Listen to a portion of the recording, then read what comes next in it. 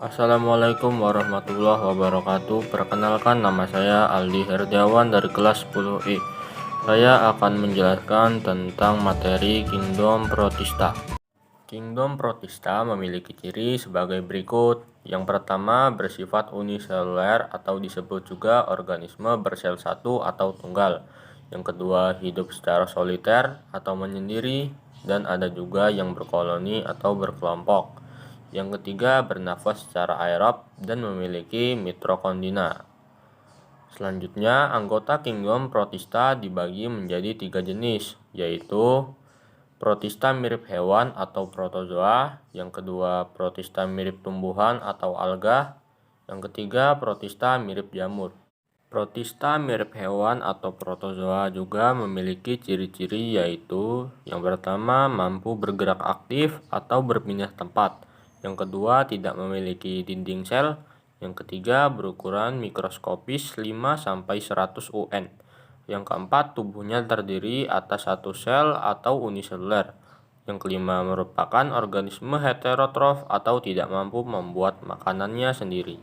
Protista mirip hewan diklasifikasikan berdasarkan alat geraknya meliputi Rhizopoda, Flagellata, Ciliata, dan Sporozoa.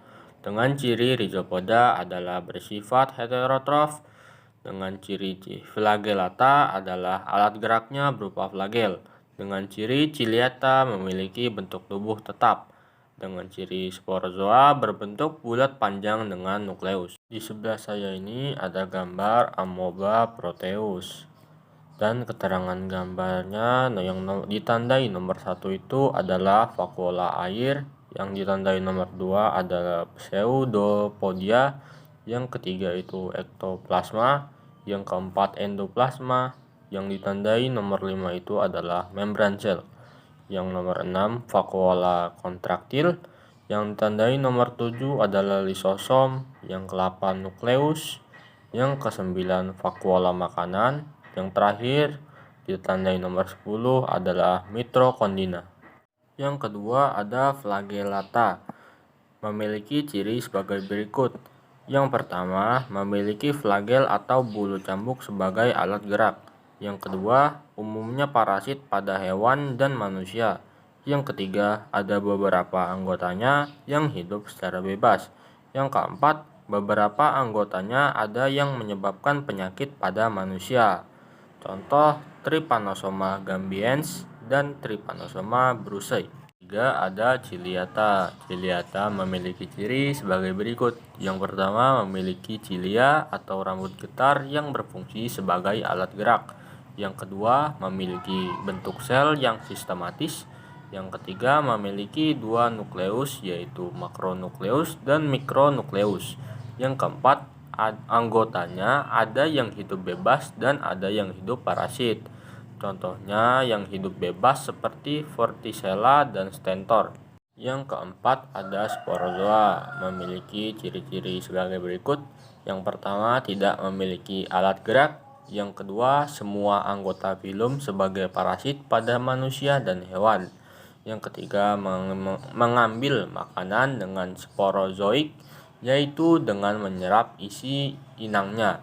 Yang keempat, bentuknya seperti pisang, contohnya seperti Plasmodium dan Toxoplasma. Selanjutnya ada Protista mirip tumbuhan, yaitu alga, memiliki ciri sebagai berikut. Yang pertama, bersifat uniseluler atau multiseluler. Yang kedua, ukuran tubuhnya bervariasi.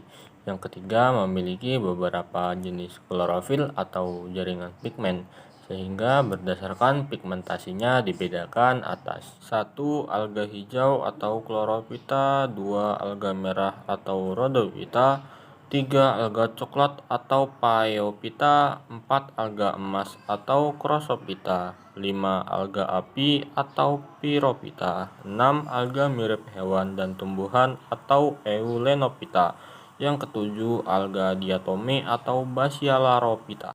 Dan yang terakhir ada Protista mirip jamur, memiliki ciri sebagai berikut, yaitu bersifat eukariotik, tidak memiliki klorofil, dapat menghasilkan spora dan bersifat heterotrof. Dibedakan atas 1 jamur lendir, Plasmodium atau Myxomycota, 2. Jamur air atau Oomycota. Yang ketiga, jamur lendir bersekat atau Acrasyomycota. Sekian saja presentasi yang dapat saya sampaikan. Kurang dan lebihnya mohon maaf. Wassalamualaikum warahmatullahi wabarakatuh.